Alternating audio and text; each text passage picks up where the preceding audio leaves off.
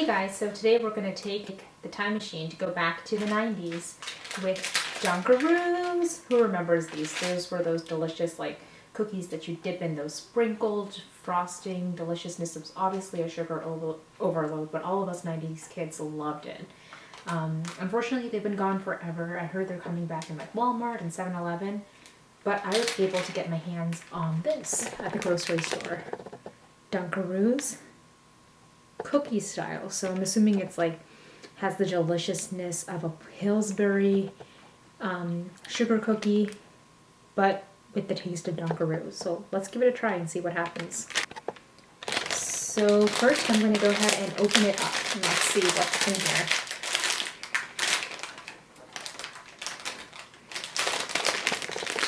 Probably use scissors. Let's see what's in here.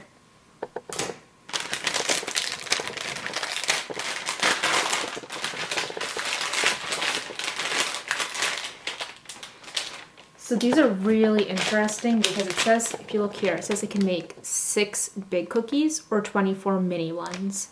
We'll take a look at the package and figure out what we're going to do. But this is what it looks like on the inside. So, and whenever I took it out of the package, it came like this. So ready for 6 big cookies.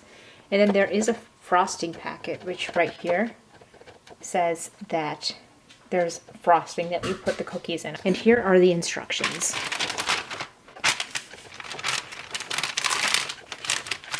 So yeah, I think I'm just going to make some big cookies. So first I'm going to go ahead and preheat the oven to 350. Place the cookies on a cookie sheet. And we're going to bake them for 15 to 19 minutes. Let them cool for 2 minutes.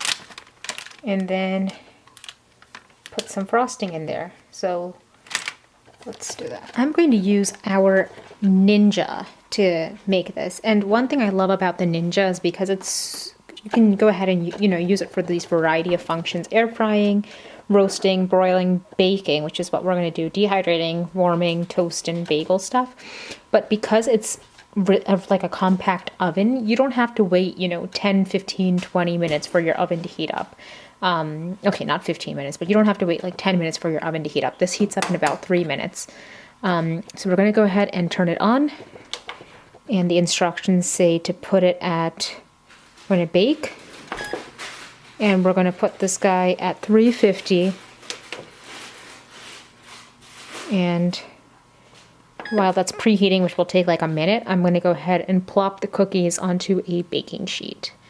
So you can see here, I went ahead and put 2 cookies on the baking sheet here, and what's left is 4 more cookies and then 2 frosting packs. So to kind of even it out, I'm gonna bake 3 cookies. That way I can use 1 frosting pack in its entirety. So I'm gonna go ahead and keep the cookies like so and stick them in for 15 to 19 minutes. So it kind of cut out, I'm sorry, but I changed the time to 15 minutes. The cookies are in, I changed it to 15 minutes and they are in there, so we will come back and see what's up in 15 minutes.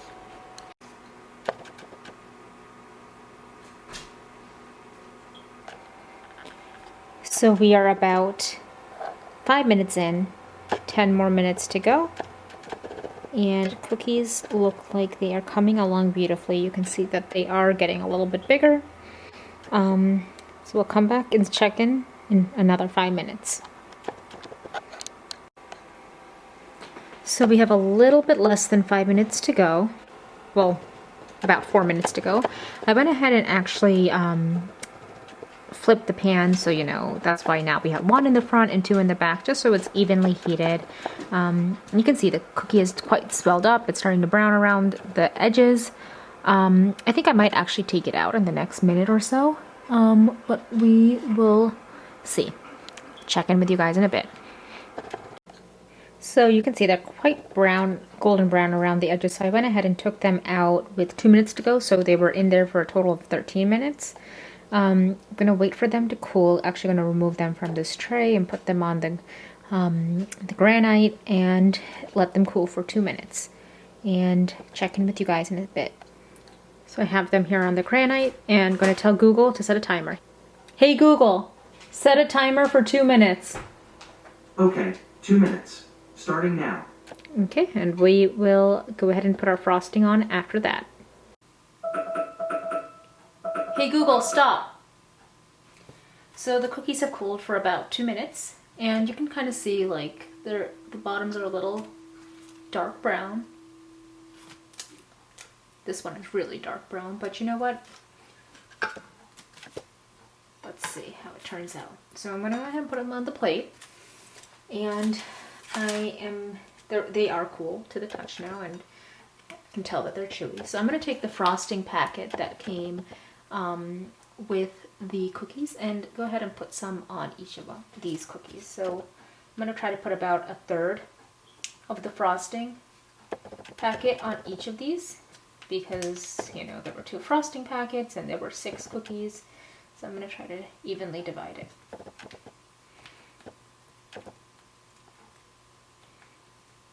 It smells pretty good, and it's, as I'm pouring it out, or I mean plopping it out, I guess. I don't even know what the word is. Squeezing it out? That sounds weird. But anyway, as I'm taking the frosting out of the pouch, it definitely does look like, you know, the Dunkaroo frosting that we got as kids. Let me take a knife.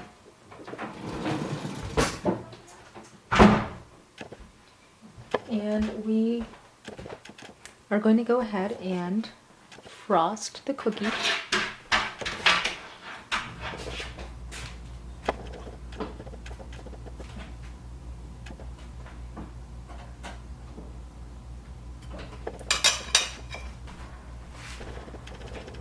This is what it looks like. So it definitely does look like Dunkaroo. You can see all those different multicolored sprinkles. Yeah, and let me go ahead and frost the other 2.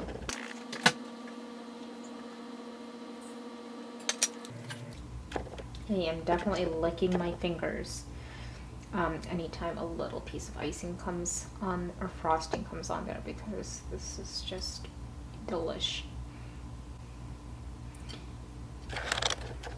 This is the finished product. I know it's not iced perfectly, but it definitely looks delicious. You can take a look and see the frosting. It's like slightly melted. So this is a cookie that's already frosted and ready to try. So as you can see, there are only a very few specks of sprinkles in here.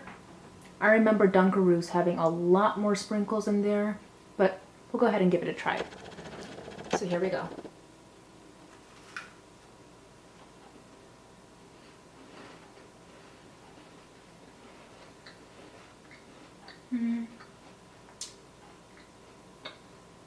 So the cookie is really, you know, your average Pillsbury sugar cookie, you know, like the ones that have the reindeer or Christmas trees or Santa Claus on it. So the cookie is not, you know, anything too extraordinary. And the frosting is very, very similar to, you know, regular frosting that you can get out of like a Betty Crocker frosting can. And I don't know, I feel like because as a cookie, you know, emergency cookie, if you need your cookie fix, definitely worth trying. I would give this, you know, maybe a 6 or 7 out of 10, because it's very similar to regular cookies that you can find in the frozen aisle of your grocery store. And it's kind of like a bummer because this is advertised as Dunkaroo, and the cookie itself isn't like, you know, the cracker Dunkaroo, but maybe if I baked it a little bit differently it would be. And the frosting it doesn't taste like anything magnificent. Like when I eat this, it doesn't remind me of Dunkaroos. It's just like, oh, a sugar cookie with frosting on it. But give it a try. Let me know what you think. I'm definitely going to finish the other cookies. Please like, comment, and subscribe, and share what you think in the comments. Thanks for watching, and have a great rest of your day and a wonderful week.